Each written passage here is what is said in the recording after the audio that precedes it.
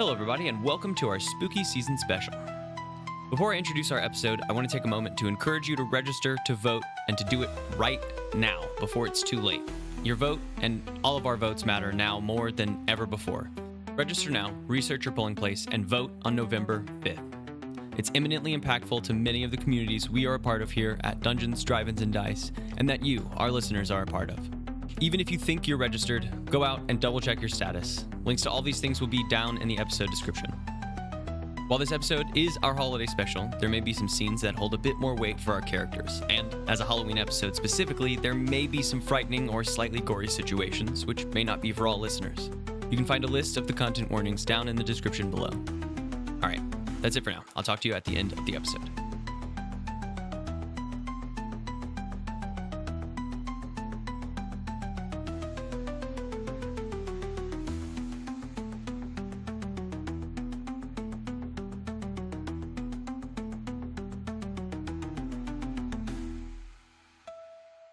Hey everybody, and welcome to Dungeons, Drive-Ins, and Dice, a live play podcast. I'm Theodore Stringer, your resident GM, creator, and player of the world. Weird to be hearing from me this early in the podcast, perhaps, but we're doing a Halloween episode! Woo! Yay! Yippee! Or woo! Spooky, I guess. So we're going to do Halloween-themed questions, and since I am taking the lead this episode, I will announce them.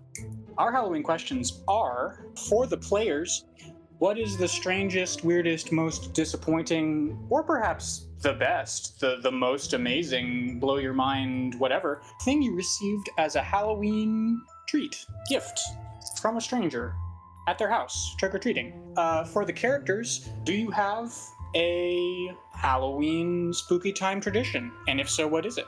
For myself, the strangest thing I received for Halloween was probably rocks. We had an old man in our neighborhood who gave out rocks. Not just rocks. You make these rocks sound dull. I mean, they weren't from his yard. They were crystals or whatever. They were like, he was in his 70s or 80s, and I think he was trying to give his rock collection to the next generation or some such, was sort of the vibe I got. Because they were all laid out on a table and you got to pick one. I think I would get down on that as a parent of a child. I know as a child, I would not get down on that. And I'm not a parent currently, but if I had a child and my child got cool rocks, they would be upset and I would say, well, fuck yeah, let's go. Let's get these rocks. I have some of the Here we go. crystals. I still have some of the crystals in my little mini rock collection. Yeah, I do actually think that this kickstarted a rock collecting habit in my sister. Yep. Because for a long, long time, then she had a big basket of rocks. I got just that lived in her rock room. sickness. As far as Halloween traditions, we're going to circle back to me to bring us back into the episode, which gives me time to think of the deck room Halloween tradition. Take it away, Em. That's cute. Okay, I'm M, and I play Haribo Tamagotchi, changeling artificer, not from this world. Halloween traditions, I feel like, if I recall, the best version of a Halloween tradition in space is to lock yourselves in your room and lock the doors because things get horrible out there. If I remember, we did one space Halloween episode and it was just aliens on the space station hunting people, and I think the way I set it up maybe was that it was a common occurrence every year. And now that someone lives in that space and has for many years, it's interesting to think about. So he probably, like everyone else, they do they'll do movie marathons. They'll make it fun, Halloween parties, but you lock the doors and you don't open them after a certain time. And then you're there for the spooky days, however long that is. Trick-or-treating was wild for him to learn. Me, I was just talking to Kenna about this as we were walking through the neighborhood today. The thing I miss most is not necessarily the trick-or-treating, but back in Texas, all of the houses in the neighborhoods would do haunted houses in their backyards. It wouldn't just be knock on the front door. It would be like people would try to outdo each other with how much and how big they could go. My best friend's family actually was one to do it when I was younger, like a straight up haunted house, so that you'd have to like go through stuff and like a big old tent that they set up in the beginning to get into the garage to get your candy. And so like it was like, I miss that, right? Like I don't know about things. I don't remember the stuff. It's all candy, and like they would hand out, rather than glow sticks, you know, those like you hold the handle and there's all those like whiskers that come off that light up and shit. Yep. Like five, like that. I feel like those got handed out a lot when we were going through those haunted houses. You like wave them around and whatever. I remember people literally jumping off roofs to scare you. Like that was, yeah, them's my favorite kind of Halloween trick-or-treating experiences that I miss.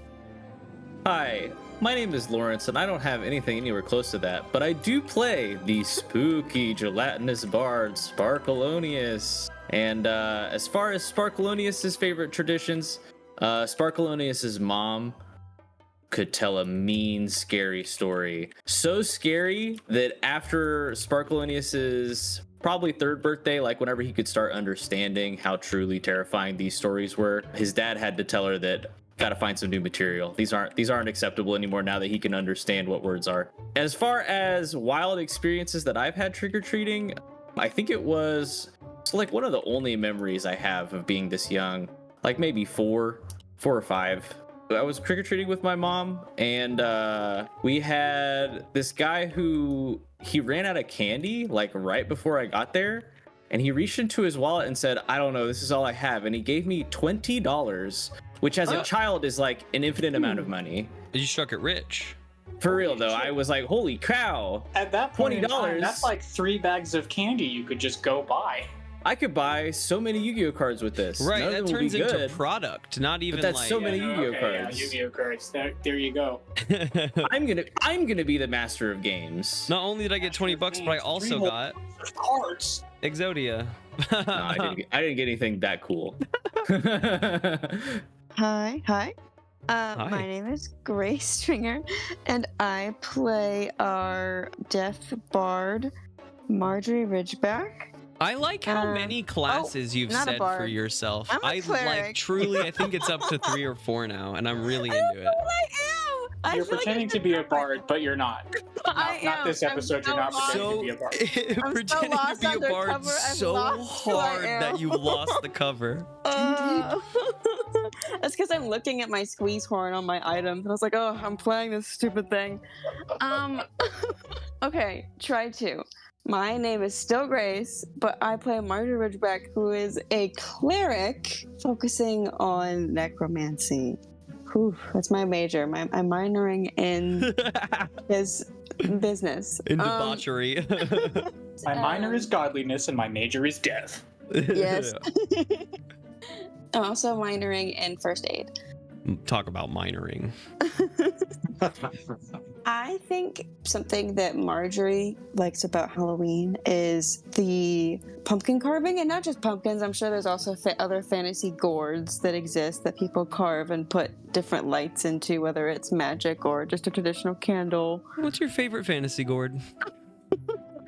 Oh, well, my favorite fantasy gourd has got to be the old Traditional pumpkin. Mine's the purple glippin, uh, which is green, of course. yeah. Anyway. Gourd carving. Yeah, well, I think... Sorry, I was taking a sip of my dirty Shirley I made here. I never really thought about how easy it is to bypass a question if you just wait a little bit and then say, anyway. I'm trying to No, get to the plot. I know. It's trying to I escape know. me. It's just very funny. Being on the streets, I think she likes seeing all the little different lights and all the different shapes. And, you know, some people carve symbols for protection from their respective deities to keep away the evil that might exist or the spookies. And some things are fun, you know, get creative with it. So I think that is the tradition that Margery likes the best. Is Does seeing all the Margery different. carve? Does she go big on that? If she could get her hands on something like an apple or a fantasy apple or a fantasy pear, she'd carve something. Put a little purple fire into it from You know, her Lord and gourds. Savior. do really like the idea of magical symbols carved into gourds for Halloween, like protective runes carved into a pumpkin. Imagining like a cottage with a perimeter of pumpkins around it. I was gonna with say your magical year-round runes. wizards could even use like things like acorns and stuff, where you get to carve tiny runes into them. Yeah, I pulled that out of my butt, but I can't think up of a fake pumpkin name to save my life. Nah, I'm super here for it. Pumpkins is pumpkins, you know? Traditional pumpkins, we love it. And apples and pears also somehow. Well, I don't feel like how many pumpkins do you find in the city? Who wants to try and make up a fake fruit? There's so many good The options. You don't audience need to knows. make up stuff. Hey, audience. You know when we've made up a fruit. That's not We a have real fruit. Blimblethorpe and It's a Frindlehop, fake sure. fruit. But we also have pumpkins, apples, and pears. So don't We like draw get it a twisted. line. They're And that line fantasy is fruit. pumpkins. Fantasy pumpkins, fantasy apples, and fantasy pears. You're right. It's different. It's different. All of which are gourds. Yeah. It doesn't have to be different, though. It doesn't have to be. Listen, I feel like if you can make a bong out of an apple, you can make a jack-o'-lantern out of an apple. And these So- are fantasy apples. It's, Right. So there's no, the sky's the limit. what a one-to-one comparison, because like a bong made out of a pumpkin, That's like- crazy. Talk That about a would be gravity bong. significant. Yeah. that's a serious piece of vegetal equipment there. You could carve the face to look like the Vegetable pumpkin's equipment. also high. Vegetable equipment is good. And gourds, it can get fun with the shapes. Title of my memoir. All right, Grace, the worst thing that I ever got was the frickin' Parmesan cheese packets you would get with a pizza. What? Oh my god.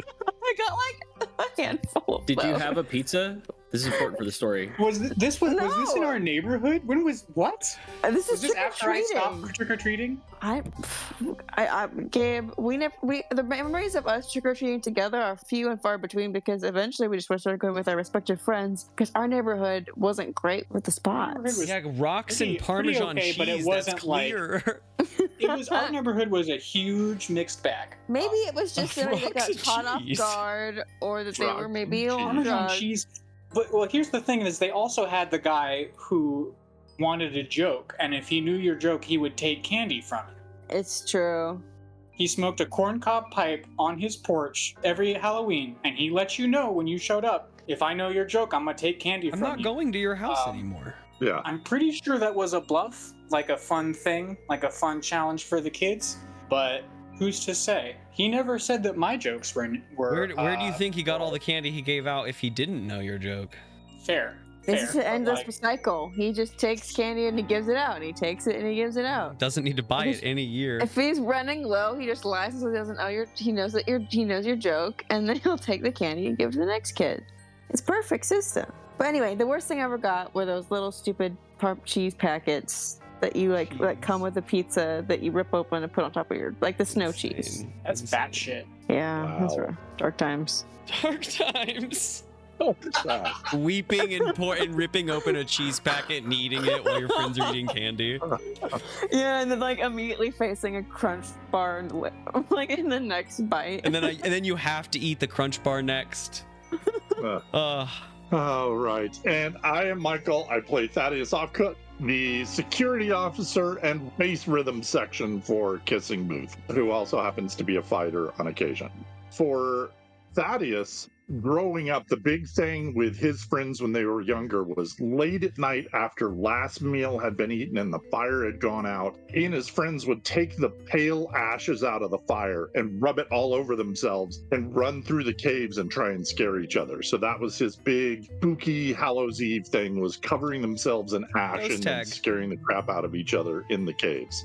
For Michael as the player, the weirdest thing I ever got on Halloween, and this is going in the way back machine, Hell is yeah. we went out trick-or-treating and I got a sandwich bag, not even a Ziploc bag, but one of those weird fold-over sandwich bags full of assorted Band-Aids. They were new, not used, Band-Aids. but a sandwich bag of Band-Aids. I That's can't worse even. than Parmesan cheese. That is so much worse. At least you can eat Parmesan cheese.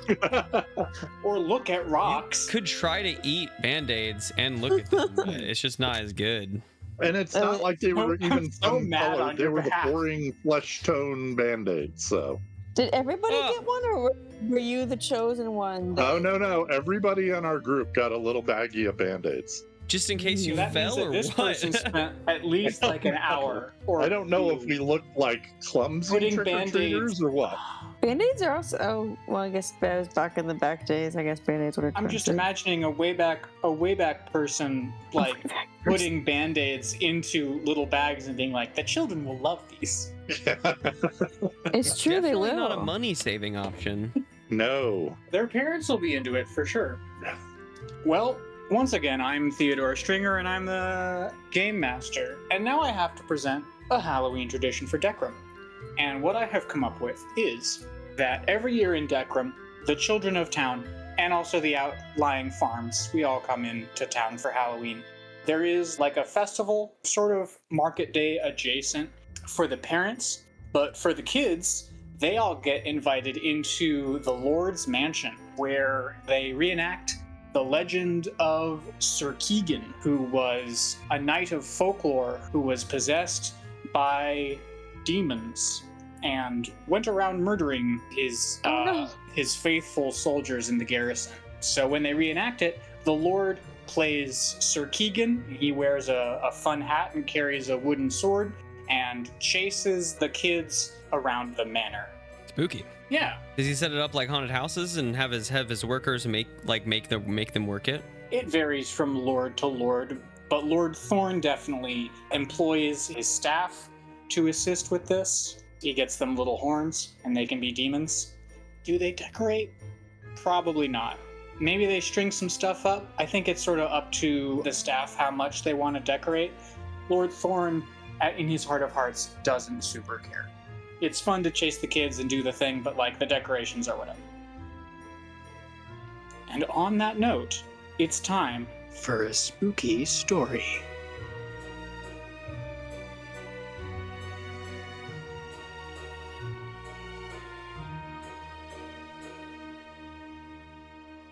We find our party at a campsite somewhere between Decrum and the mountain full of goblins. You guys have set up camp. You guys are bedding down for the evening. Oh, I'm kind of tired. I think I'm going to hit the hay pretty early tonight. I sure hope nothing spooky happens to us. Well, I'm sure if we leave Gib on watch, that nothing could go wrong this very evening, Haribo says as he tramples off to his single-person tent. Yeah, I'll keep watch. I'm gonna get up in this tree. Yes, I get up in the tree and I'm gonna watch. You guys sleep tight. Don't worry. Gibbs gotcha. I mean, how can I argue with that? Thaddeus is gonna lay out his bedroll, do his nightly routines, and crash under the watchful eye of Gib. Margery's gonna lean against the tree, carving a little lantern with an acorn and a little knife. Just keeping an eye on seeing how Gib does on watch. You said First you're of all- carving an acorn? A fantasy acorn. They're very large. Okay. Yeah. A Obviously, fantasy a very acorns are large, larger. fist mean a size. crombo. Yeah, absolutely, a crombo. Yeah, crombo. My bad. We know them as fantasy acorns. And a where I'm fantasy from, crombo at that. No fantasy crombos. Only real crombos on this podcast. What are you carving out of this crombo? I think I'm just carving a little face. I'm carving two big eyes. Crombo face. Crombo face. The very think of, traditional crombo face. Yeah, of course. It's starting to look suspiciously like Lord Thorn. This makes Margery kind of snicker to herself very quietly. It's all on the brows. All right. So you're working on this crombo. You're making a thorn.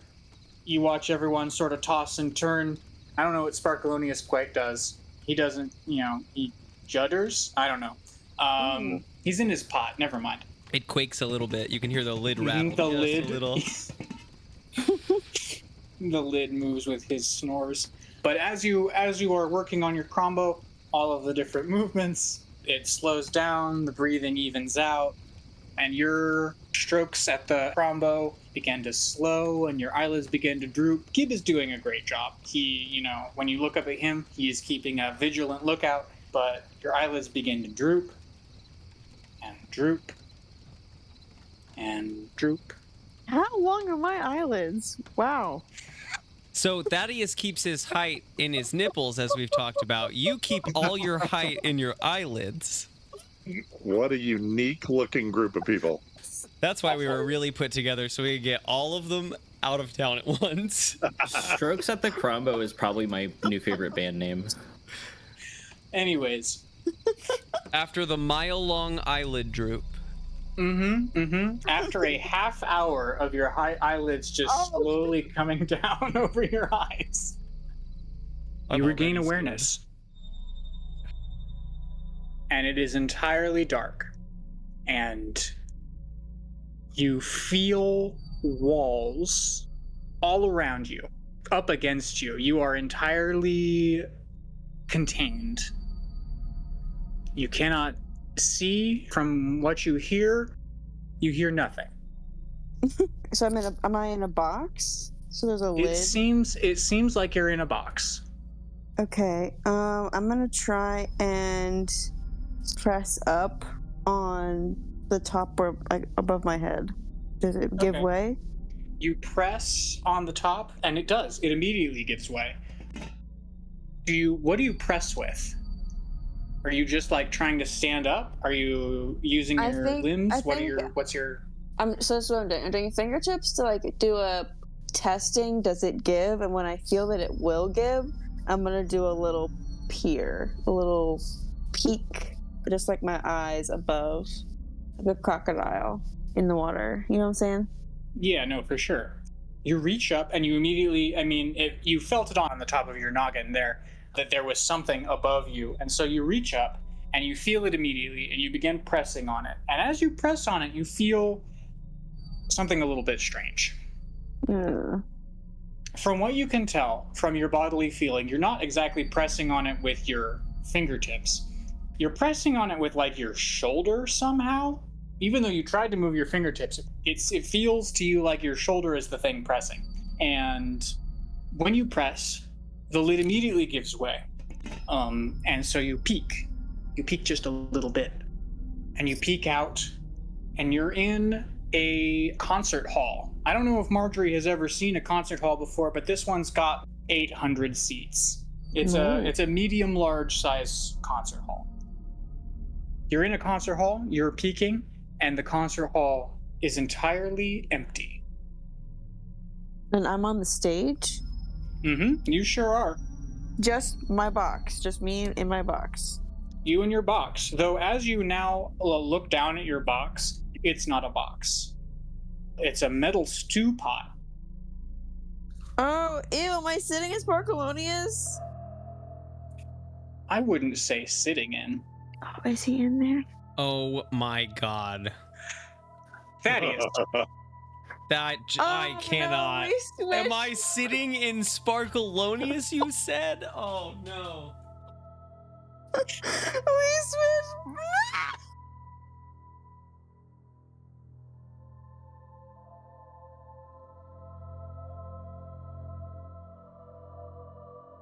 Thaddeus, you Yes. are in a bizarre hallway. It's entirely made of metal. Metal panels line the floor, ceiling, and walls. At the end of the hallway that you are in, This is insane. It literally is triggering in me now. What the fuck? This is awesome. I'm so pumped. Oh my god. hell yeah, you've realized what I'm up to. I have. Anyways, you're in this hallway, and at the end of the hallway is a window. At the other end of the hallway is a door. What do you do? Well, I'm going to go look out the window first before I go through the door. So I'd like to hell go yeah, you peer are. out the window. You go to look out the window. And as you approach the window, it looks like it's night.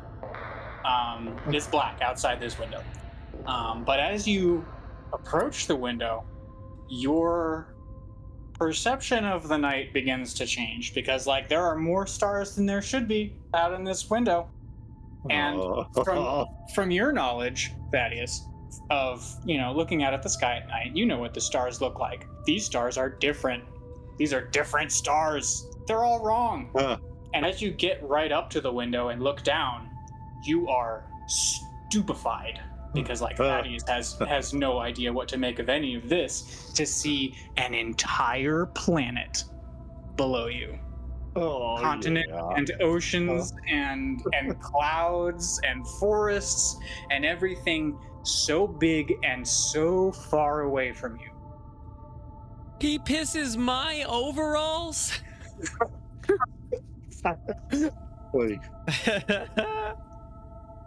Make a perception check, Thaddeus. Oh boy. Also, anyone can interrupt me to make checks at any time. I appreciate prompts to I don't know my world yet. No, I know. Your time is coming.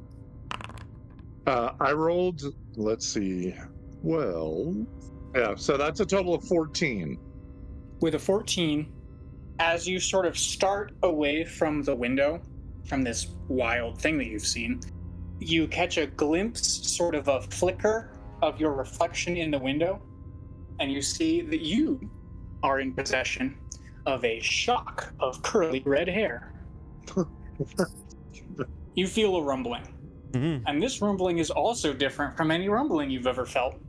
Any previous rumbling has been an earthquake or some sort of natural phenomenon, but this one's got a much higher frequency than any sort of earthquake you've experienced before. It's a high frequency vibration almost, rather than a rumbling. And as you look out the window at the planet below you, the ship makes a jump, and you see the planet maddeningly quickly vanish from your sight, quickly becoming a blue-white dot amongst the stars. Yeah, Thaddeus is officially freaking out a little bit. Sparkleoneous shits his pants. Yeah. By that I mean Thaddeus Oh my is. god. By that you mean Margery has to oh wait. Yeah. Okay, hold on. Yeah. Wait a minute. Wait a minute. Margery looks in the pot to find. Never mind. I can't. That's horrifying.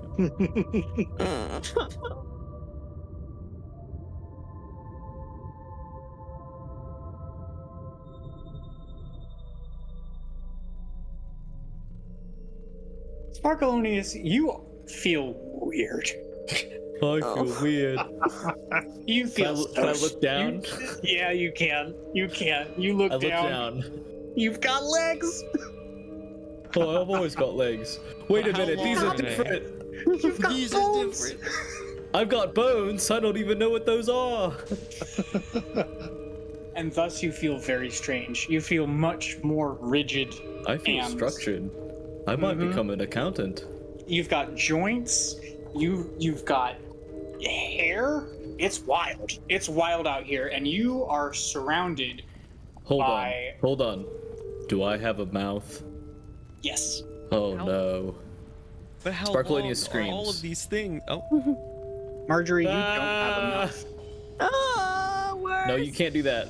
Nope. You don't have a mouth. You can't scream. No screaming. You have no mouth, and you cannot scream. I've definitely heard Sparkleoneous scream before. I thought for a second I was gonna have to talk like Sparkleoneous, but it seems like our He's accents learned how to vibrate, though. has that was not. a practice. That's gonna get confusing for me, so I don't want. As much as I would love everyone to try everyone else's voices, that does sound funny. We're gonna stick with what we're doing. I'm Sparkleoneous. I always talk like this. It's intrinsic to my being. So you scream, and This is your- hold on, really quick, hold on. Give me 1 second, it's coming to me. This is a fricked up Frindlehop type Oh, situation. Nice. I like that. That's funny. Nice. Freaky Frindlethorpe. This is a Freaky Frindlehop is pretty good. I like Fricky Frindlehop. anyway, so I'm screaming. Yeah, you scream, and a gruff voice to your right says, "Save that for the battlefield, soldier." Sparkleoneous turn? turns to his left and screams more. You receive a sharp cuff to your midriff because the Oh no, I've because got the- a midriff now. Yep, rib bones and everything. Because How do people live like this? the one cuffing you is fairly short. I think a good 1.5 feet shorter than you are, so he cannot reach that high. I turn to look at him and I'm screaming. He ignores your screams. It is a dwarf of indeterminate age, middle-aged, but like beyond that, who's to say? Black hair, big beard. As you turn towards him, continuing to scream, he shoves a battle axe into your arms, and he says, "Take this." Oh, a snack. Thank you. This handle made of wood? It is, yes, but you shouldn't eat it. It's not good for a dwarf's digestion. Oh, am I a dwarf? I don't know how to answer that. What do I look like? Describe me to me. You're tall. You're really tall. You've got less facial hair than you should have, and it doesn't seem like you know what to do with that fucking axe in your hand. Do I have any facial hair at all? No. Masculine or feminine? Masculine. Okay, alright. I can work with that. Aye. I hoist the axe above my head quizzically. That's much better, yeah. Like this? Do I fight Just you? like that. No, please don't. I'm much too small. Alright. Well, no. I'm much too dwarfish. I mean, this is clearly a dream, so, I mean... Hey, I guess I'll go with you for now. Dream person. Hey, you put that fourth wall right back up. I'm gonna pretend you didn't say that. Follow me. Alright. He leads you to a big set of double doors. You see around you many other dwarves running about, prepping armor, hammering things, sharpening other things, and generally readying themselves.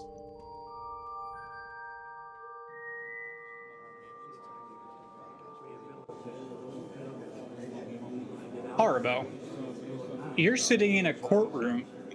Huh? You are surrounded by folks. They seem like regular folks based on what you have seen of this world. And as you look around at all these different folks, a gavel clangs, and your attention is diverted immediately to the front of the room. Have I made myself look like a regular person so I can hide amongst this crowd? I ask hopefully. You attempt to change your form, and nothing happens. Yeah. But am when I you in? do it, you are in the form of a 10-year-old girl wearing a black and white checkered dress. As you look down on at yourself, though, something strange happens. A glowing rune appears on your upper right thigh. It glows brightly blue for a second, and then disappears. Cover it up with my dress, I guess. It's on top of your dress. Oh well. Look, I don't know what that was. Gavel, gavel, gavel. The judge's gavel goes down. Clang, clang. order in the court. Bring in the convict. Can we please stick with gavel, making the sound gavel? I love that Gavel, so gavel. much. Gavel, gavel, gavel. Gavel, gavel. That's a Pokemon. It is almost. And an elderly, or at least close to elderly, man is led into the room.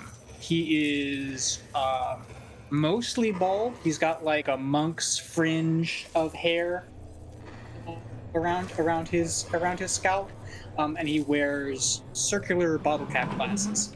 Do I recognize him? No. You know what? No. You do not recognize him, Haribo. Am I just like sitting in this floor? Am I in cuffs? Like what's like my Nope, position? you're in like a pew, basically. Okay. You're like seated in the courtroom. Oh, then I watch. Yeah, no. This dude's got hand and foot shackles. And he is let out, and the judge says, For your crimes of the poisoning of 13 people, mine Ridgeback, you are hereby sentenced to the rest of your life in jail, with the possibility of parole if you check the rule books for how that works. Gavel, gavel. Wow, I leaned to the person next to me. Strict court. There wasn't even a trial straight to sentencing. The person leans back in and says, "Yeah, this is a sentencing hearing." That makes a lot more sense. I wouldn't expect you to understand that. You're 10. I don't appreciate that. This conversation happens before the sentencing, I will say. And Gavel. when the gavel goes, gavel, and at that second gavel, the entire setting changes. Suddenly, you are in the woods. Jesus. It all feels so real.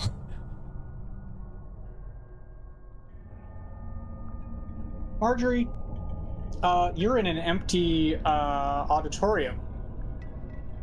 I look down at myself. Am I? You're a pile of goo. You, Margery Ridgeback, are a pile of goo. This is not good. Margery. Might you even Margery. say she was moist? Yeah, damp even. Margery Ridge Goop. Margery goo. Okay, I don't think it'll work, but I try to cast a Toll of the Dead. Does anything happen? No. Okay, I didn't think so. Okay, well, I better slurp up this pot. How do I do that? Do I roll for slurping? No. For slurping. I don't see on your strategy sheet where you put your as fun as that slurp sounds. number. As fun as that sounds. What are my bonuses on slurping? If I had thought of that, then I would have made Lawrence make a check for his meat body. But I didn't, so no. Oh, no a slurp meat check. body definitely has to make a check for slurping. Oh, okay. Well, then both ways. Sparkleoneous and Margery, make Constitution saves. 8. I guess I don't look at my numbers, do I? Yeah, you do. Oh, You're still you. I'm not gonna make you swap character sheets. That's so much work. Oh, wow. Oh my gosh. I got a 22. Holy shit. Yeah, you slurp right out of there. I'm a natural. You crit your slurping check? Man, yeah, I rolled a 19. Nice. Yeah, you just place yourself right out of that pot and onto the stage. And now you are on stage in an empty auditorium. The lights are warm. Okay, well, then I take the pot with me. So I'm on the stage. Is there like a backstage door? Yes. Yeah, you check around. There is a stage exit. And I'm gonna go over there. So I'm gonna ride that 22 and figure out how to freaking move. And I'm gonna peer. Oh, I don't have eyes. No, I mean, now that you're out of the pot, you can see. You've seen this whole auditorium. No, I know, but I'm like looking around the corner. Yeah, no eyes, just perception. Yep, you're feeling it more than seeing it. Okay, so I feel around the corner. Do I hear any voices or anyone coming? No voices, complete silence. Okay. Do you interact with the door? Yeah. Do I just have to roll a new number, or? Nope. You Okay. open the door. Through the door, you see a wide vista of hills. But the hills aren't the important thing. The important thing is the huge battle taking place on the hills. A war is being fought through this doorway. Yep, that's what's through there. Close that right Sparkleoneous. back up.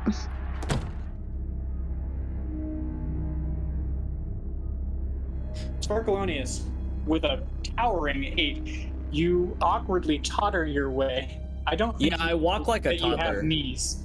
I don't All have straight knees. legs. Oh yeah. How I do you walk know like of? Cotton from the King of the Hill. Yeah, you're like He the Tin walks like he Woodsman. doesn't have knees. Yeah, Waddle. Yeah, he waddles. That's absolutely right. yeah. You waddle your way to this big double door, and the dwarf in front of you says, "All right, just through here." And he gives the door a shove, and the door opens. And suddenly, you are standing on a cliff, on a ridge overlooking The back of a sweeping ridge. hills. Nope. Other way. Turn around. Oh, sorry. Yeah, Ah. over there. See it? Yeah. Over there, sweeping hills. And on these hills, an immense battle is being fought. You are standing on this ridge next to two people. One is a powerful-looking elven fighter of some sort. She doesn't acknowledge you, and you do not recognize her. On your other side, you do recognize the face of a younger Lord Thorn. He stands with sword held aloft, urging the soldiers on into battle. Oh, I know that guy. And I know you, Thaddeus. Oh, my name's Sparkleoneous. Oh. Yeah, I'm here to fight for you, Lord. Are you ready for battle? I was born ready for battle, and you're Don't not I fighting. know it. You're not fighting for me. You're fighting beside me. Well, I mean, I'm not fighting against you. I guess unless we get, like, dramatically pushed against each other, that'd be... Alright, yeah, I'm fighting next to you. I'm ready. And as you say that, suddenly you are in the midst of battle. Roll a melee attack. Alright, Oh boy. strength check. And I'm two-handing it. Use your action surge. Use your action surge. I got a 14. Hey, a 14 is not bad. That's a pretty normal roll. Yeah, That's He's your got roll, he's got right? that toddler stuff. Did you add strength stuff from Thaddeus? No, no I'm me. Thaddeus stuff. It's I'm me. Sparkleoneous. Oh. Just Sparkleoneous stuff. No swapping of As character usual. sheets. Oh. Yeah, you are in the thick of battle, and a hobgoblin runs up on Lord Thorn, who is shoulder to shoulder with you in combat with another hobgoblin, and you step in and meet his charge with your battle axe and bury it in him and shove it back. And all around you there is combat and carnage and battlefield and everything. How do you feel about that, Sparkleoneous? Bad. I need to save my boy, though. I definitely know that. I'm shoulder to shoulder with Ungar. Hell yeah. And I'm like tottering around, so like I am leaning against him, like probably more than he would like, but I am doing that. What a sight. It is. It was definitely cooler when you did it. Let's just put it that way.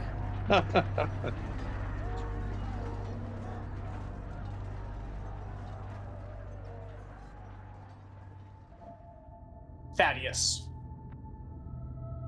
Yes. Yes. Horrible things have happened that you've seen horrible things happen. But now the window is dark. Perhaps just a blur of lights outside.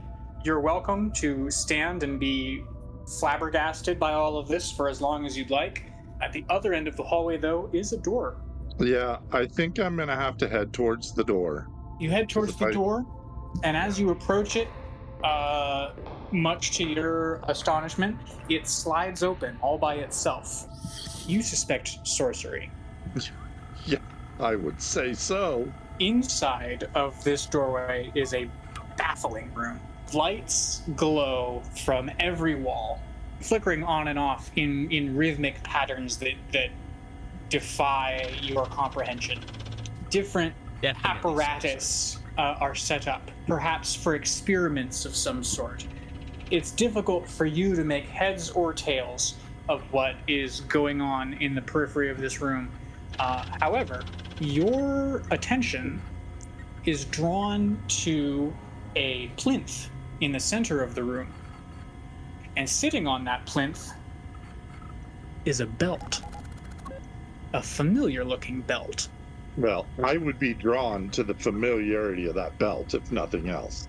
We all are. We all are. We all are, and as we all draw around this belt, you recognize it. It's obviously Haribo's weird belt. You don't know what it's doing here on this plinth, but you know those lights. You know that sequence of buttons. Haribo presses that button to make his weird synth noises. Yes. I can make music. And that's it. That's all it does. you? It's his time to shine. You gonna press So- the It button? was a great question. First, I would reach out with anticipation to grab it, which might be when I might notice those aren't my hands. Yeah, those aren't your hands, are they? They are soft. Soft and uncalloused. Savage. Oh, they're engineers' Oh. hands. They might have like burn marks and scars and shit. No, Sorry, Haribo. Yeah, okay. There's a God said couple there's little not. burns and stuff, You but know. the palms are not calloused. No, not a working man's palm for sure. This will never do. Yeah, no. This is Just rubbing him on the bizarre. ground. Can I pick it up and put it on? Or what? It does not appear to be attached to the plinth in any way. It's just sitting. Okay. Well, then I'm gonna grab it and attempt to equip it, buckle it. I don't know what the proper term is for magical. Doff. Oh, it just Don. sort of Don, comes yeah. apart in the Don. back, and then when you place the ends together, they just sort of fuse back together. It's Okay. a wonderful feeling. If I recall seeing Haribo do that, that would be the motion I would attempt to emulate. Okay. You pick up the belt and you take it and press it to your waist and start to try and cinch it behind you. And just as you hear the belt click, you see the space in front of you, just above this plinth. You see it ripple. Oh. Now what have I done? I don't recall pressing any buttons yet. As it ripples and as you hear the click of the belt cinching together, a spark of green lightning, or at least green looking electricity, jumps from the belt to the ripple, and green fissures appear in the sides of this ripple, and they spread until they encompass your field of vision. Suddenly there is a second ripple amongst these green webs of energy, and your vision goes white. Oh boy. All right.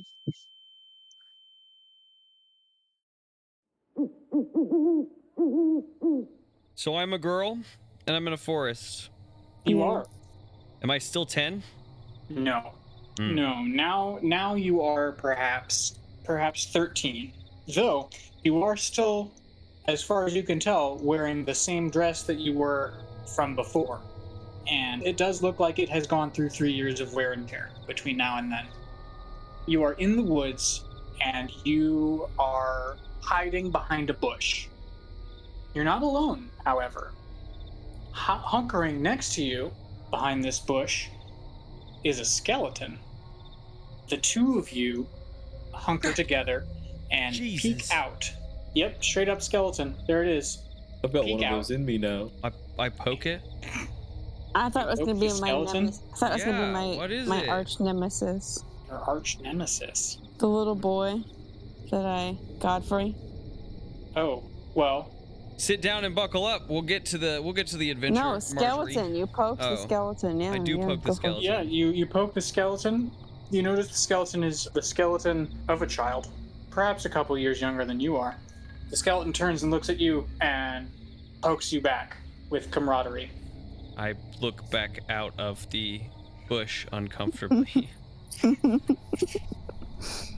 Out of the bush, you see a baited snare. It is presently empty, but you are behind this bush watching the snare, waiting for Kind of something What kind of bait's in that? to stray.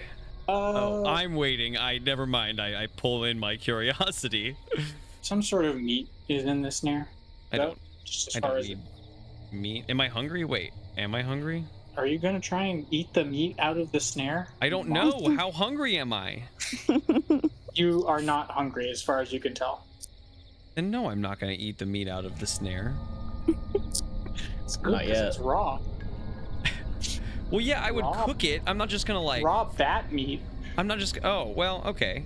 It just depends on how hungry I am. Okay, snob. Yeah, right? Beggars can't be choosers, but I don't know what I am, so I'll hold off my opinions till the end. But I guess I'm not hungry, so I'll watch. Am I a beggar or a chooser? Right. Well, currently I'm choosing not to eat this meat. As I try to go, the skeleton puts a hand on my shoulder. Yeah, shakes his head just very slowly. I nod back Don't and eat then that. I look at the meat this time instead. you look at the meat, and as you look at the meat, you see a rustle in the bushes. And out of the bushes, snuffling around on the ground, emerges a ferret. And the ferret noses around on the ground, and then perks his head up when he scents the meat and sort of trundles over to the snare and grabs the meat and is ensnared. And now you have snared a ferret, and the skeleton is looking at you. Yeah, I look at the skeleton. He points down to your waist, where you look down and see a small knife hanging from a belt. I point down at his waist, where he looks down and sees the release key for that snare. No, I shrug as that disappears into my nightmare, and I guess I take out the knife. I mean, you're welcome to point down at his waist, where he looks down and there's point as his skeleton. Yeah, no, he feels around in his pelvis to make sure there's nothing there. I nod, and then I pull out the knife and I look it over. As you pull it out, there is a couple of runes on the blade itself, but for the most part, this is just a knife. I look at the knife, I look at the ferret, and I look at the skeleton, and I sort of like point at the ferret with the knife, and I like shrug. Mm-hmm. The skeleton is nodding. He gives you a shove. All right, I guess. It's a weird dream. Skeletons and little girls, I say as I trudge across the clearing towards the ferret. Do I just kill it, or what? What is this? The skeleton's giving you a big double thumbs up. All right then. I do. I don't know. Do you want? How much do you want from this? No, I do not. That's about as much as I want from this. And it goes into darkness. Yep, you bring down the knife, and all of a sudden you are somewhere else. Not back in my tent, I assume. Nope, you sure aren't back in your tent. You are now holding a very dead ferret in your hands. Whew. Star wipe. You stand in front of a bonfire holding a dead ferret. I feel sad. Oh, man. There's probably a little bit of a blend here, right? Like, I don't think that Haribo has any fucking clue still what's going on. He's just having a dream as far as he's aware. But he's having a weird old dream. But I'd say he feels sad about this. Like, at a minimum, he feels sad. I think after the star wipe, it's probably more gruesome, right? Than we're leading on with the star wipe. Like, it's a little bit more of a mess in his hands than we're letting on. We didn't do any of the actual stabbing. We star wiped when you brought the knife down. So, like, now you're standing and holding in your hands the aftermath of that. What was once a ferret. Still ferret enough for what has to come next, I question, as I look at the bonfire and the ferret. The bonfire swirls and turns gray, and then becomes a portal. And from this portal steps Zogmoth, the mummy-looking lich, who is full of various glass apparatus containing globules of slowly moving magic that are interspersed throughout his various bodily cavities. No, thank you. I'm okay. Child, I see that you've brought me your chosen familiar specimen. Bring it here. I think I mangled it a little bit. No matter. Okay. And I step Hold it out. Oh, all right. I do. The piece like falls, and I like pick up the piece real quick and I put it back on top. Oh, God. He ignores this and waves his hand once slowly over the corpse of the ferret. And from its mouth emerges a wispy puff of light blue smoke, which he draws out and into the entrance valve for his various glass apparatus. And into his glass it goes, and you watch the colors change and the globules move as this wisp passes through the various bottles and containers within him and changes colors and shapes as it goes through him. And then it passes out a valve at his hip, and he takes it out and just jams it right into the ferret's belly. And the ferret writhes and twitches and flails about, and then is still, and then it perks up. And it looks at Zogmoth, and it turns around and it looks at you, and then it flails about. Puts it right back on its arm. It flails about trying to scramble up your arm to sort of be on your neck. Oh God, no. And then it's up on my shoulder. I'm like, thank you. Its cold little feet are on your neck. Mm-hmm. It curls around your neck like a little scarf. Just a Like little. And it's hug for your not neck. It's a hug for your neck. mangled anymore? Is it still all mangled? Oh, I should have described that. Yes. As the vapor is inserted back into the ferret, you watch as all of your handiwork is slowly erased and repaired to create an entire whole ferret. I gotta get better at that. Mm-hmm. I mean, you gotta have all of his bits attached, at least to start.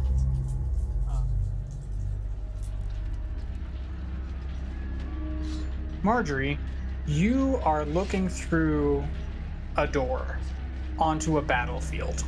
Make a perception check for me. It's only a 12. With a 12, you sweep the battlefield with your gaze, looking over it for anything of interest, and a flash of gold catches your attention. And you see a warrior dressed in golden embossed armor, swinging his greatsword back and forth, laying waste to the goblins that surround him, and tottering back to back with him, legs locked in an unnatural, very, very straight, non-fighting position, is another person who looks vaguely familiar to you. There's a young Thaddeus out there. I squint my pebbles to see better. No pebbles for you. Pebbles? No pebbles. Pebbles are a canon event. Yeah, We are Margery gave pre-canon him here. pebbles so that she didn't have to worry about it anymore. I wasn't I where guess- his eyes were. I mean, if you wanted to scoop up some whatever from the ground to put into yourself, I guess you could for eyes. Bits of old armor. A couple of screws. Anywho, Yeah. you see young Thaddeus leaning against a warrior dressed in gold, making feeble but somehow effective attempts at warfare. Okay, tough. I'm just a blob. Do I have a horn? Can I try and play a horn? Yeah, you do. You've got a horn. But it's not my squeeze horn. I only know my squeeze horn. Who knows what you know? That's true. Okay, I'm gonna try and get their attention with the horn, because I don't know if I can yell as a blob. Are you trying to do this from your side of the door, or are you going to try and go through? Oh, I guess I'll just be like, I don't want to be in the fight, because I'm blob. I'm not sure how I take damage. Poorly. So I'm gonna be like, doors open, I'm gonna do a little through the door, try and get their attention. So you're not going through the doorway. No. Okay. You play your horn. Make a performance check. Oh, performance. I don't even know what that is. Okay. 13?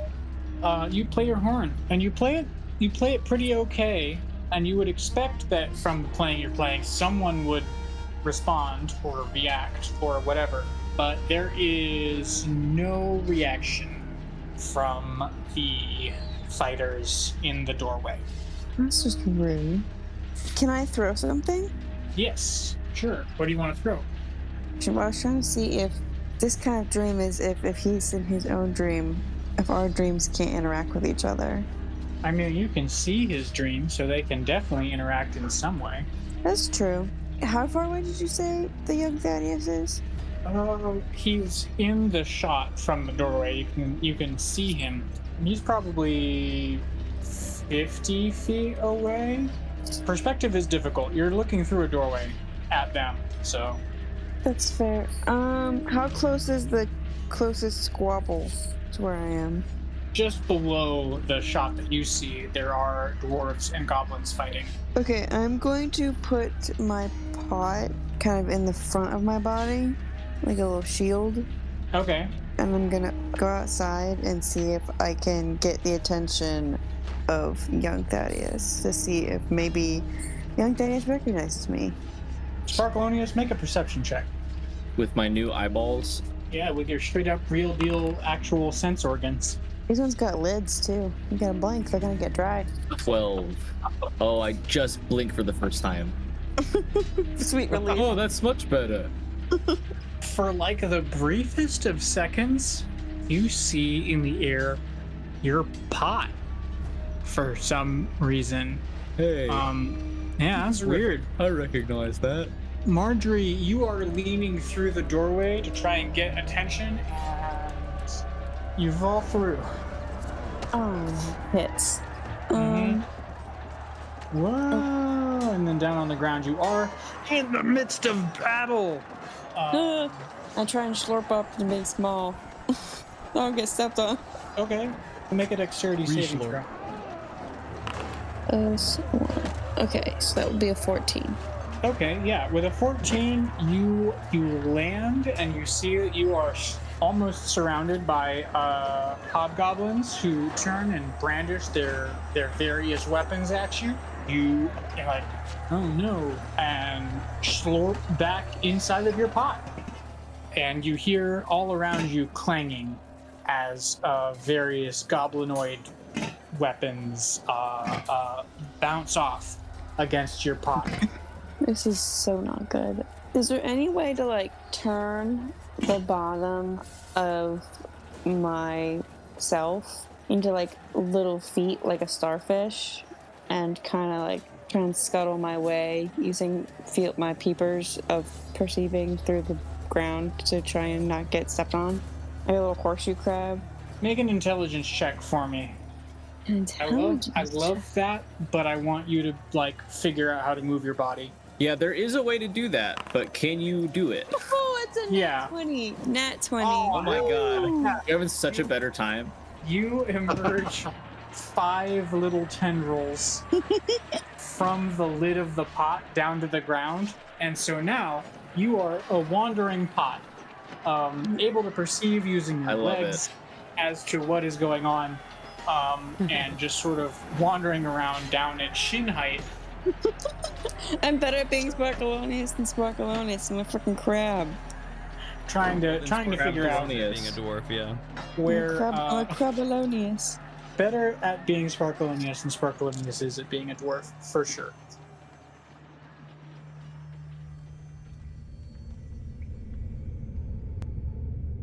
Thaddeus. Indeed.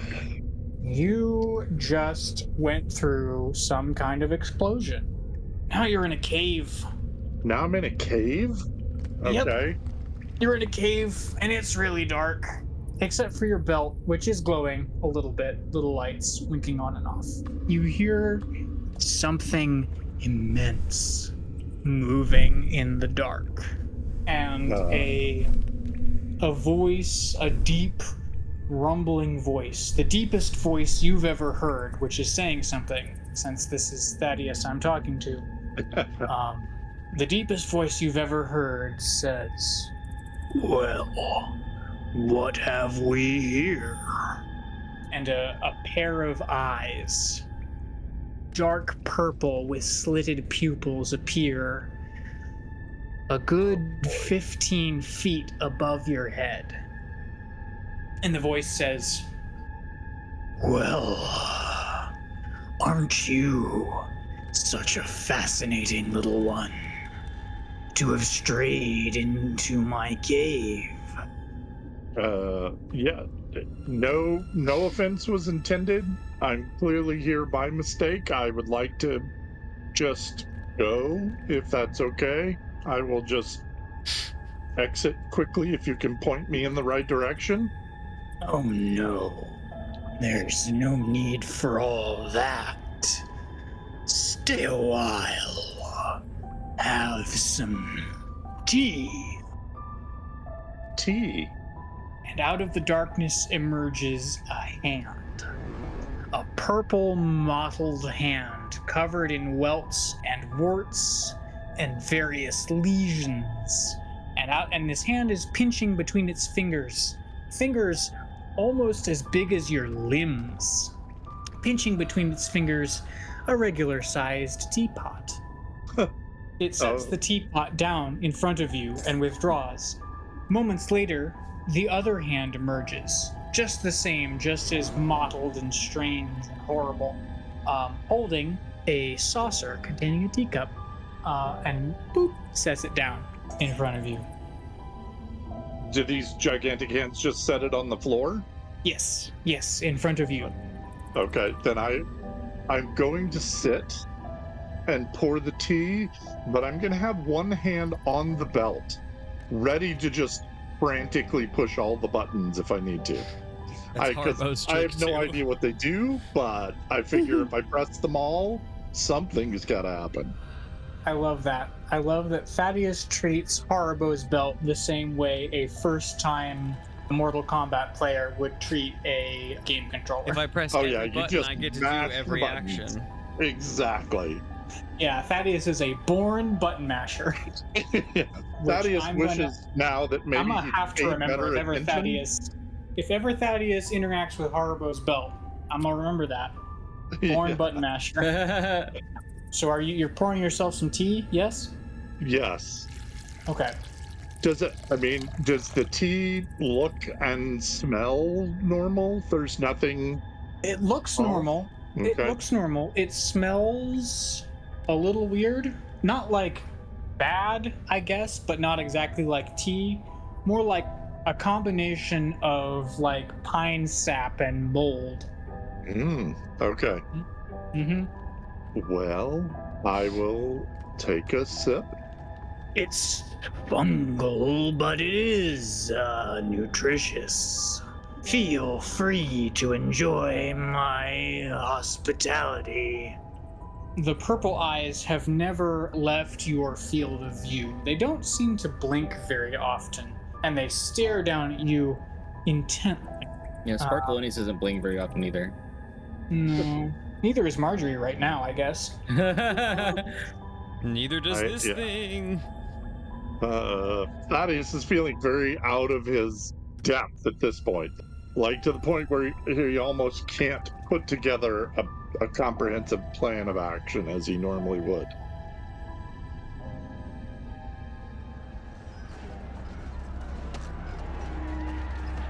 Sparkleoneous, you see trundling up through the knees and shins of the various combatants around you, you see your own pot.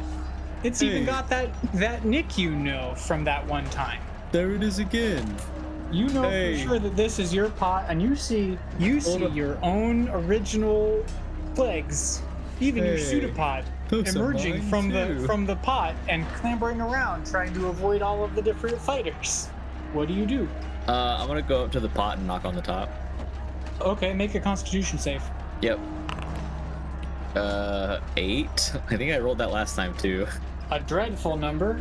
You try and chase after this pot, but it is a little bit far from you, and as you are running after it, a goblin that you hadn't noticed charges into you shield first and knocks you over with your terrible straight-ass legs. And now you're on the ground, and he is above you with his shield, ready to stab right at you.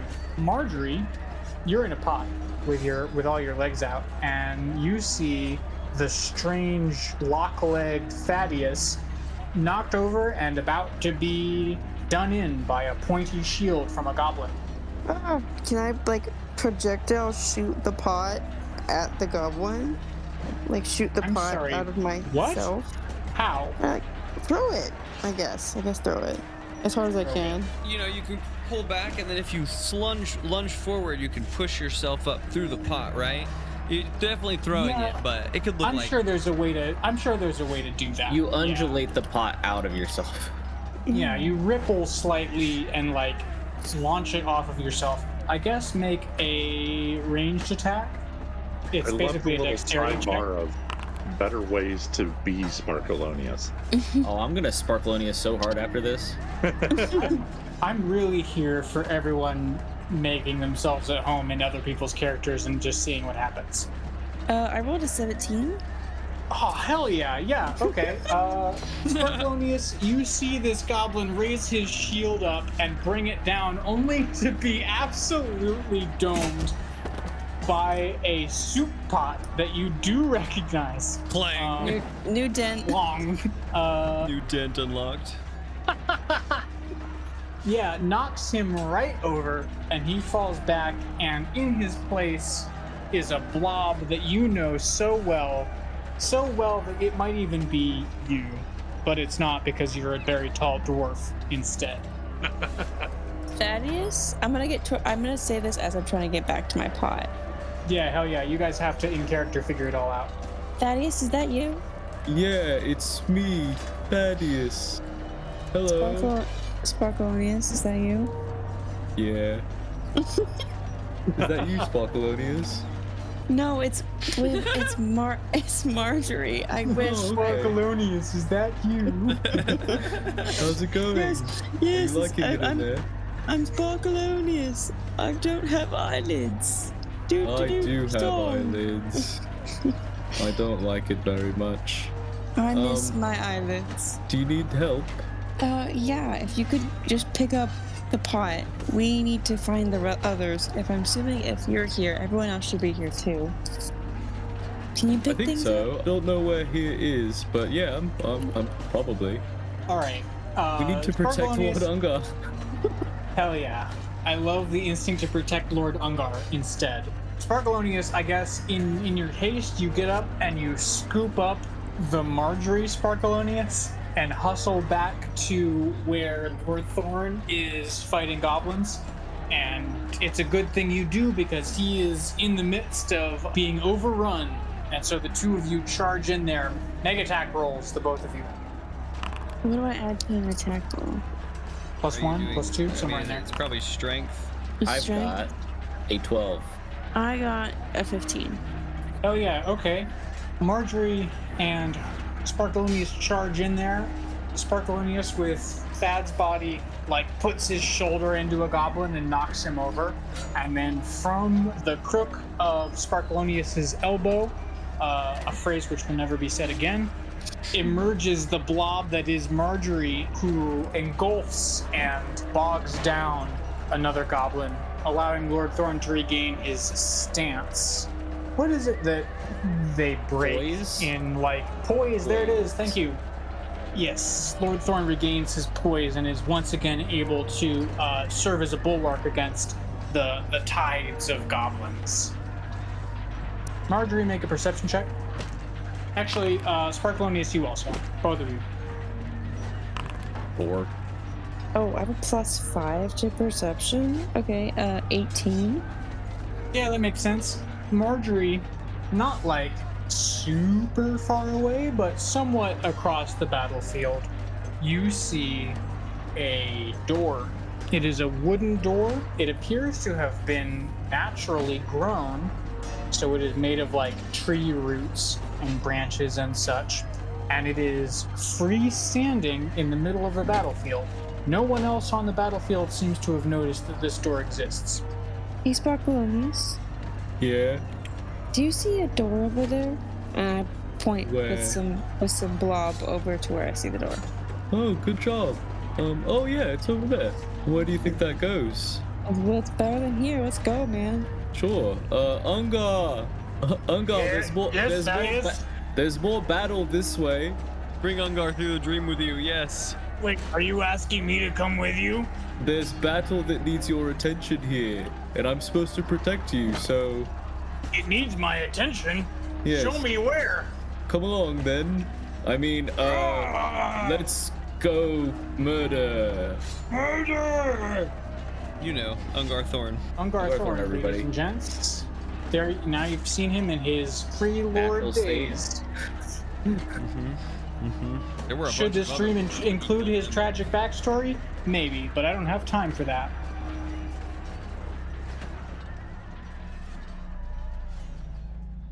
Haribo's turn. You've just been gifted a scarf. You've got the scarf, Esquire. A lawyer in 2 different counties. and a ferret on my shoulder. I always wondered I what shall Esquire call means. Thanks, you- Gabe. Pretty sure that does mean lawyer. I I can't say shall- for certain. Call you Jameson. Jameson. Yes, Jameson the ferret that Haribo has. Okay. So yeah, I lived the rest of my days out with Jameson in peace. This is a good dream. Hell yeah, That's a I good love dream. that for you. Except that it's not correct. Shit. And Sorry, that In- part was a dream. You wake up from the second dream, but not the first. Oh. instead, suddenly you're in the clouds. Oh boy. You're in the clouds, and Zogmoth is also there. Is Scarf here? All the players recognize this scene, as does Margery. We're back in whatever episode we were in where Margery got to look down from the clouds. Except now, it's Haribo.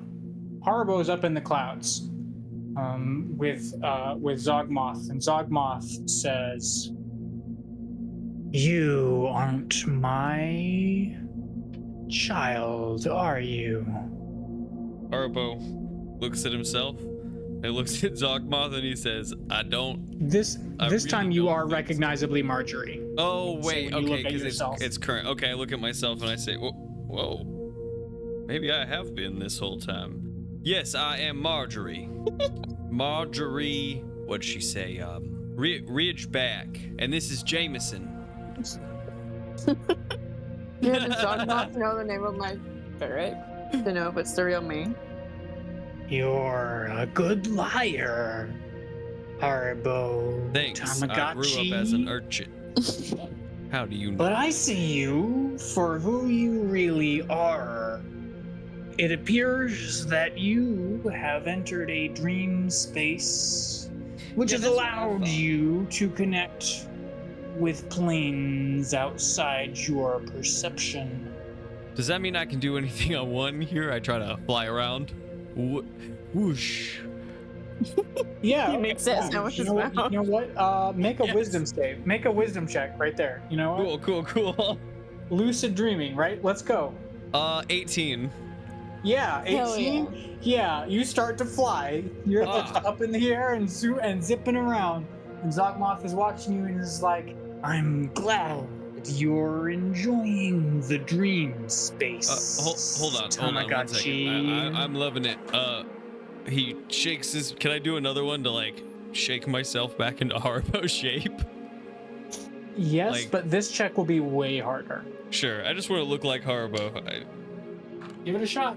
What's wrong with how I look? Nothing's wrong with how you look. I just know that I can do the thing. Like now I know that this is Margery's story, but I can look like Haribo while I do it. Plus it'll be funny when Haribo spots Haribo and they can do the Spider-Man point at each other. That's a 21. We don't Okay. know which one is Thaddeus because his will have a wet spot on the overall. Goodness. Hyperspace. Yeah, okay. With the I 21, can even for look sure, like Margery, you, but in the overalls. you look like Margery, but Margery in overalls and with curly red hair, Oh God. That will. which is a look. I will, for sure. All right. What's up, Zogmoth?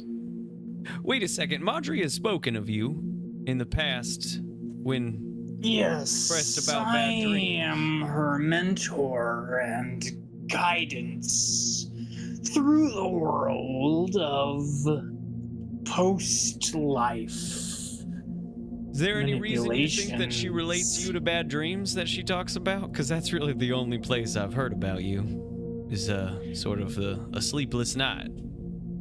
I would estimate that my form does constitute a bad dream, However, I'm sure Margery is used to such things at this point.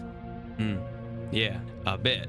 That scarf sure got mangled. Yes, she was not particularly competent with a blade at that point. I did not mean to interject that into your character, sorry. Got better with the blade is apparently part of your history now. No, Margery absolutely mangled Scarf that first time. He's a good boy. Any subsequent time, if she had to, was fine. While you When were she knew what studying she the was blade, doing. She knew I which was parts not studying the detached. blade. Yeah, I know Scarf inside and out. Ooh. Oh god. I mean that's how the necromancers have to really learn their familiars. Haribo this whole time is just like floating back and forth, kicking his legs, and then he like floats through the screen again with his arms behind his head, and then he floats through the screens again like swimming. He's enjoying the fact that he's discovered he's lucid dreaming now. Or recognized it? I don't really know the way to put that. At least you can fly. Like, that's fire.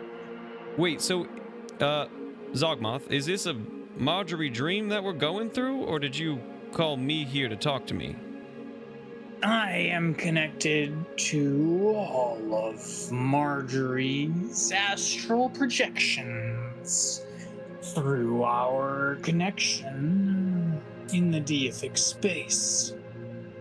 It seems that you have displaced her in the astral realm.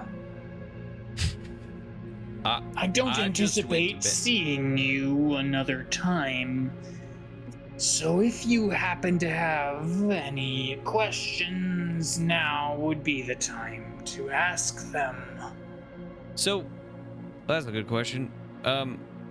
Who are you? I might have said I don't feel comfortable around you, and that might be mostly this vibe you're giving off.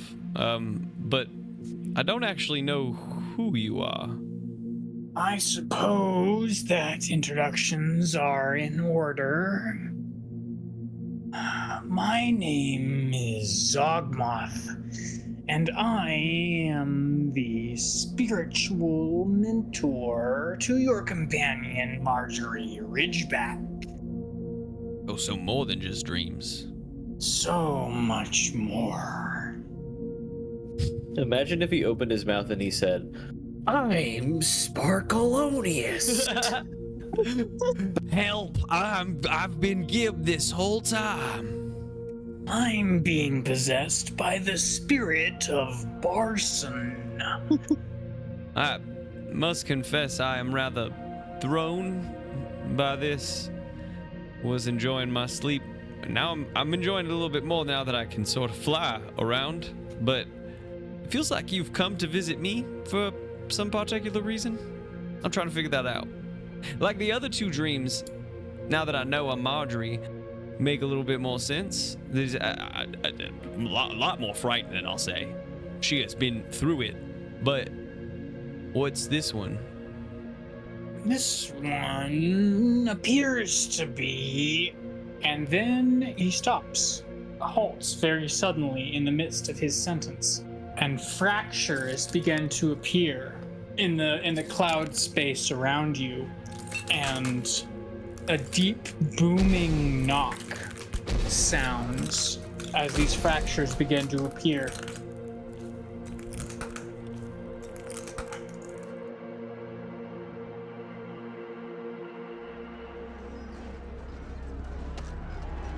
Margery and Sparkleoneous, you guys are on a battlefield. Gotta get to that door. Gotta get to that door. Unga, get behind me. And I start waddling towards the door. You're my secondary. Let's do this. And all of you charge. Margery and Sparkleoneous, both of you make attack rolls to get through to the door.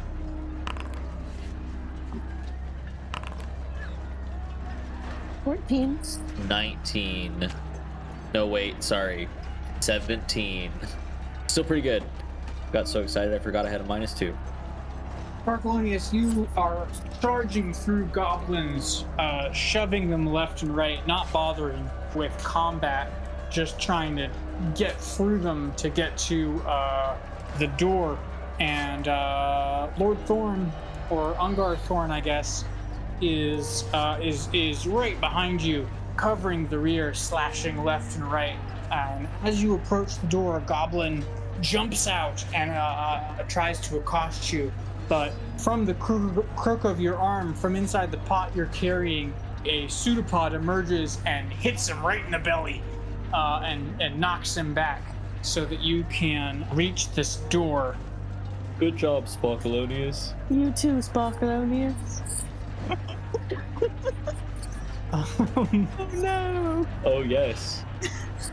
You're lost in the sauce. Through the jelly, the It's okay, Sparkleoneous. This is all a dream. I can fly. Probably.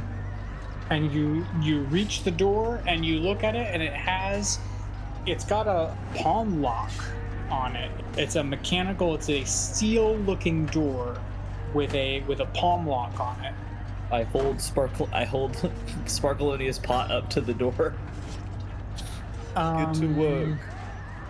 What is that supposed to mean? I don't know. Put your palm on there. I don't have a palm. Oh You have yeah, a palm. and I put my hand up to it. That's super weird. But you do that, and the thing goes and scans your hand, and the door slides open vertically, and there is only darkness beyond. I grab Ungar under the arm and I jumped. Sparkleoneous. You're under the other arm, don't worry. The three of you jump through the doorway. Dreamgar Thorn. Dreamgar Thorn is having just a time. Thaddeus, you are in the dark having tea. Yes.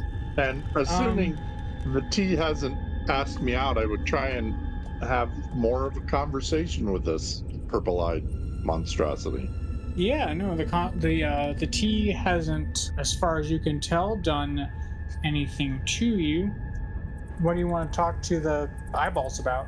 Well, first I would like to know from eyeballs and limb-sized fingers who they are and where are we. So You are in my kingdom. My kingdom beneath the earth.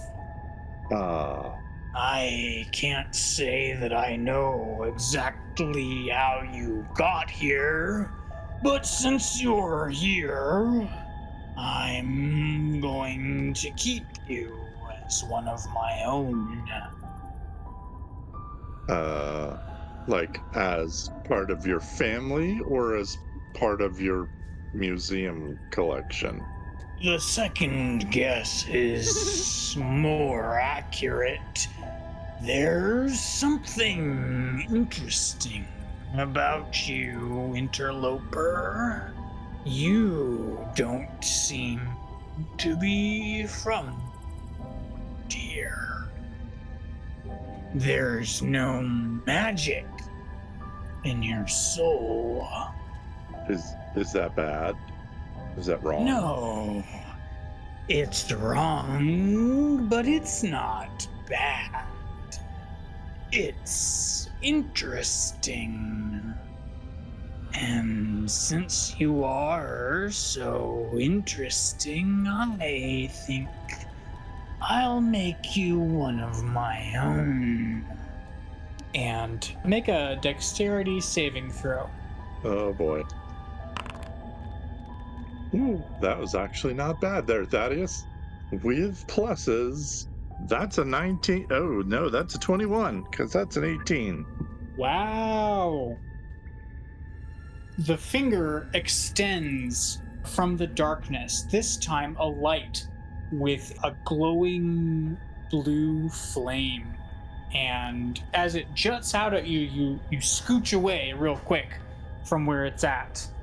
And as you scooch away, you perceive a sudden light appear in the darkness.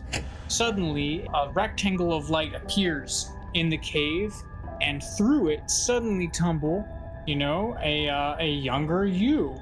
a younger you cradling a stew pot in one arm and dragging an Ungar thorn in his prime alongside you. The three of them are dumped unceremoniously onto the floor of the cave. And this, unfortunately, Ungar's legs are broken. This is how it happened, folks. Just kidding. Are they close enough that I can get to them and and maybe make a run for it out of this place?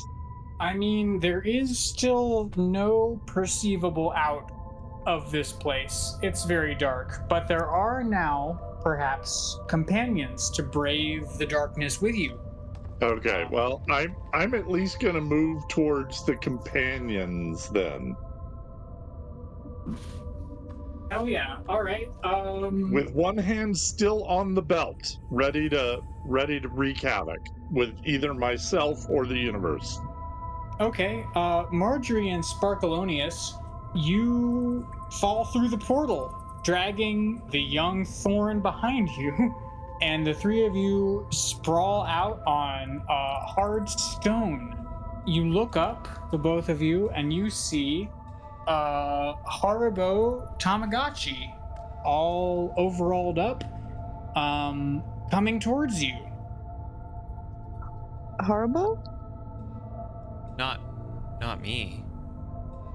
Now, and I don't know that Thaddeus would think to naturally answer to the name Haribo. Also, So he's probably just running at them, not saying anything. Hell yeah. You're like Haribo, and he's like, Thaddeus. Haribo? Do you know what's going on here? Well, Hello. now, that's me, but that's not me. The and slime. That's the Lord, but that's not the Lord. And I raise higher out of the pot when he doesn't respond to look at him closer, but Sparkleoneous, where are your eye rocks? it's a long story. I'm not Sparkleoneous, that's Sparkleoneous, and I nudge my head blob towards the young Thaddeus. Young Thaddeus. Except that that's me, but I'm not me. Right now, I'm Haribo. Say something, Sparkleoneous. Sorry, I was muted. I've been making jokes. Really quick, I'm just going to get this one in. Youngathorn. I'll cut that back when I made my joke. That's good. I haven't gotten those yet. I'm Sparkleoneous. Hello. See? And I've Very got with me clearly. Sparkleoneous and Youngathorn. That was what I said. So, if you've got Lord Thorn, we're still missing somebody. Haribo. No, he's. The actual- I understand now. Yeah. Who would be Okay. in my body. You can just tell looking at the Sparkleoneous stuff is not happy. There's no expression, but you can tell. That is the most depressed Sparkleoneous stuff I've ever seen. I don't know what to make of all this, but I'm still in battle furor. What does the purple guy have to say about all this? Is he still trying to kidnap Thaddeus? Thadabo. Daddy. Haribo? Horribadius. Margery. Oh, it's good. Margeronius. Sparkleadius. If Purple Eyes doesn't say anything, I would quickly bring up the group as to who the other attendee of the room is, and that we really need to be cautious in what we do next. Because he's currently trying to do something to me. Yeah, he stuck his finger out and it was on fire, and I didn't like it. It was icky? It was icky. Can we run away? Oh, I mean, hello, sir. My name is Thaddeus. And this is young Hawthorne. Take him and leave us alone. Haribo shakes his head at Sparkleoneous trying to be Thaddeus. Left to sacrifice. Youngar Thorn, is still full of battle vigor, and he charges into the darkness towards the eyes, and he says, Dashing. "For Necrom, for the country!" Oh! And he charges in, and everyone present make a perception check. 17. 15. 4. Hell yeah. Okay. I've been not. Wait, hold on. His 5. eyes are closed. 5. His eyelids are closed. That changes everything. Thaddeus, you see Youngar Thorn charge into the darkness, and you see reflected on his golden armor as he charges, you see the reflection of a monstrosity in the armor. A warped and twisted purple giant, seemingly crushed under his own immense weight, so as to become like a homunculus of himself, wearing a dirty loincloth and a vest bedecked in runes. However, that's not the important thing. The important thing is that it catches sight of its reflection in the mirrored surface of Youngar Thorn's armor, and its eyes go wide, and a rectangular shape appears in the air above its head. Haribo, you're in the clouds, and you're chatting with Zogmoth, What and kind of stuff did you teach Margery? Say you're her spiritual mentor. In what facet? What are you guiding her in the ways of?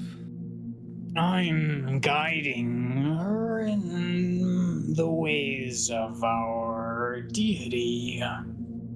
Lord Velsharoon guides all our movements. I feel like she may have mentioned that name before. That feels familiar. It's possible, I could not say. However, it does seem like the demands of this space are pressing upon us.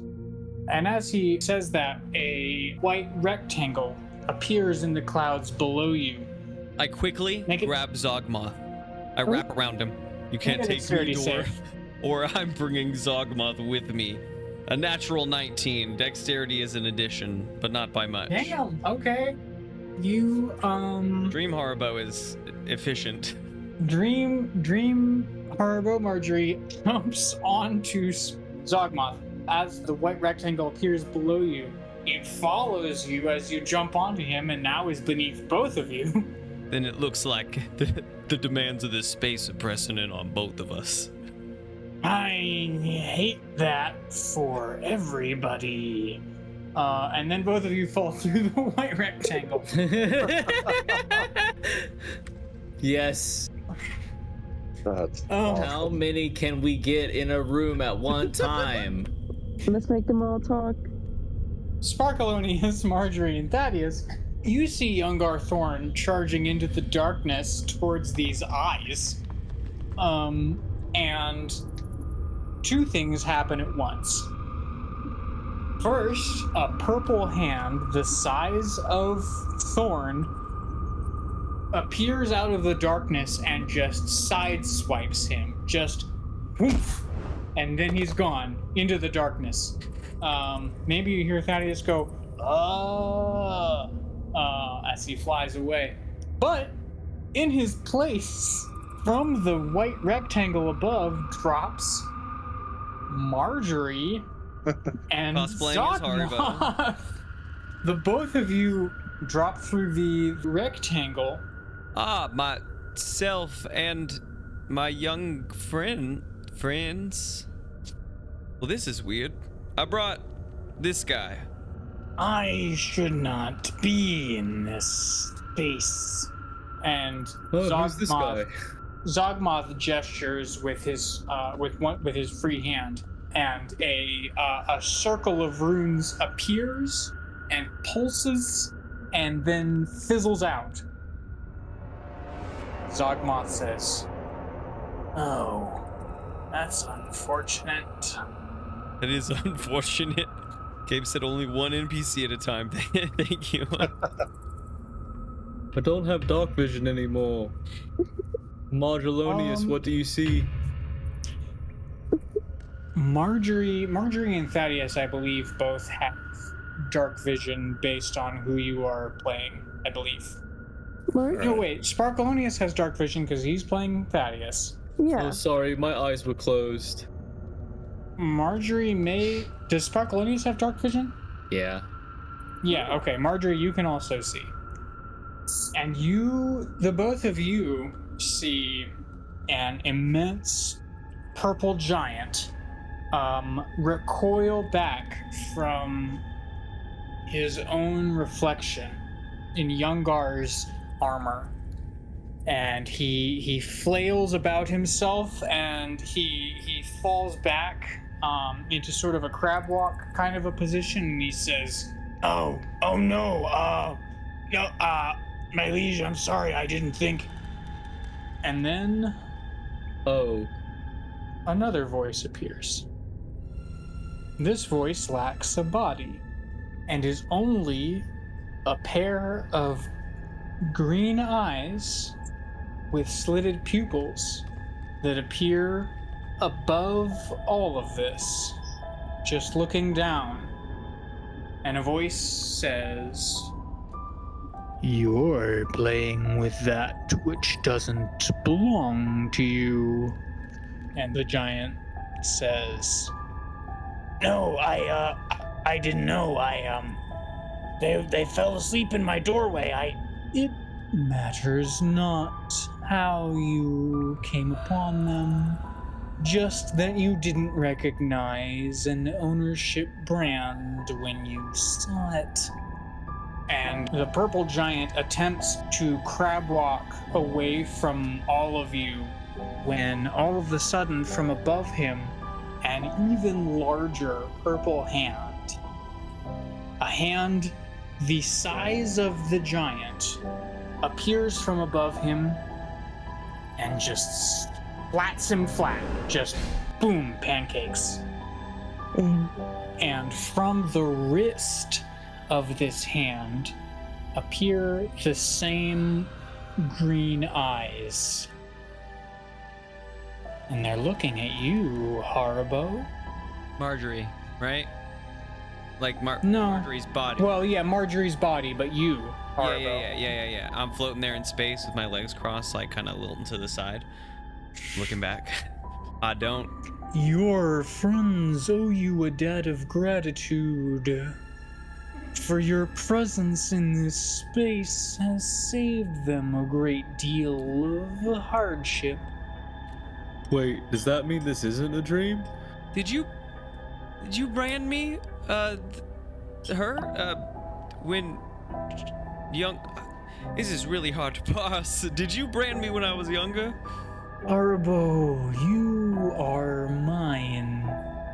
Wait. Now and forever.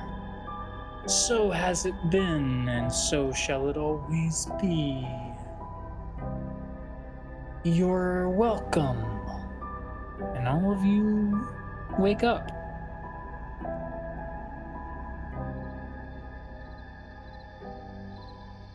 Zogmoth too, huh? Do we Zogmoth in his bed. Ugh. do we wake up as ourselves? You do indeed. You wake up as yourselves back in your various your tents, your sleeping bags, whatever it is, what have you.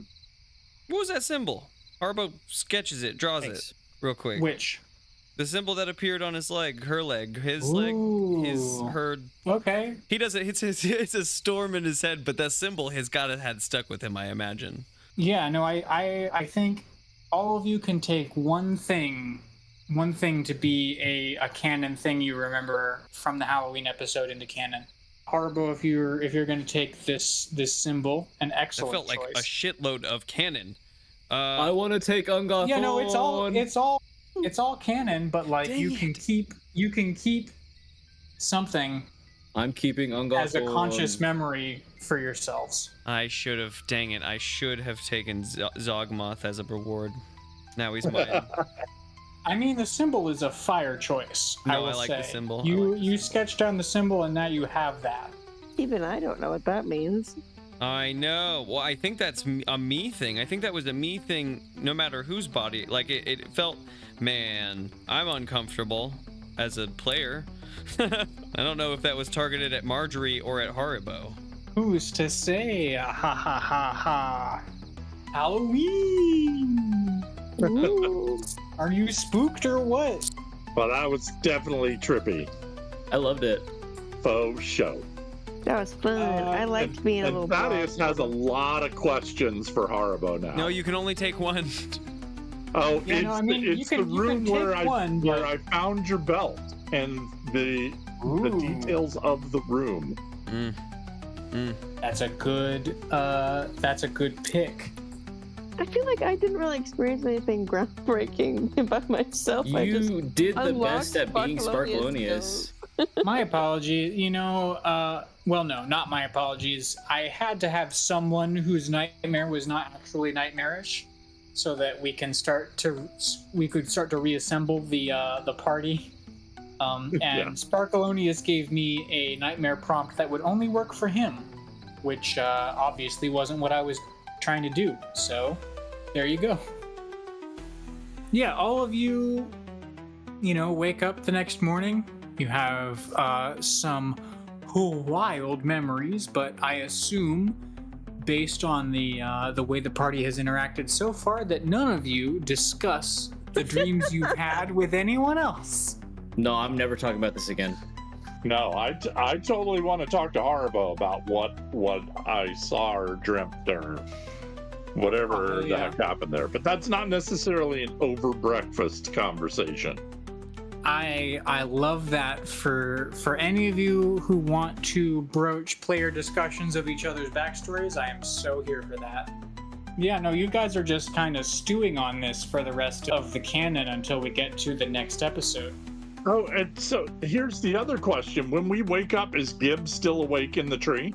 He's in the tree. Oh, Gib. Gib check. That's a 4. Yeah, he's out. He's out. No, he's in the tree, but he is asleep when you guys wake up. Perception checks from anybody? That's a 13 from Thaddeus. Oh, it's dirty 20 for me. Nice. 5. I'm still sketching.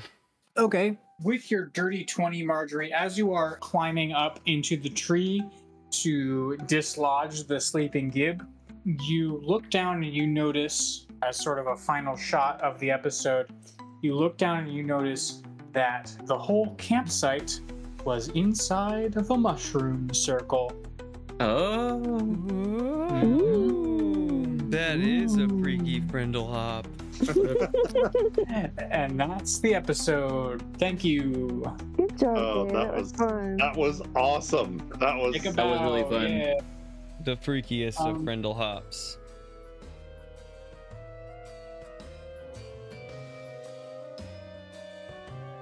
Thanks for listening to our spooky spectacular. This frightening tale was DM'd by Theodore Stringer. The players this episode are Lawrence Jennings as Sparkleoneous, Grace Stringer as Margery, Mike Harrison as Thaddeus, and myself, M. Williams, as Haribargery. If you're interested, make sure to check the description below to find links for all the ways to support us. We really appreciate you joining us for another episode. The next one will be out on November 14th. And since this is the last time that I'll get a chance before the time comes, make sure you go and vote. Register now. Vote on the 5th. It's so important. Happy Halloween, everyone. We'll see you next time.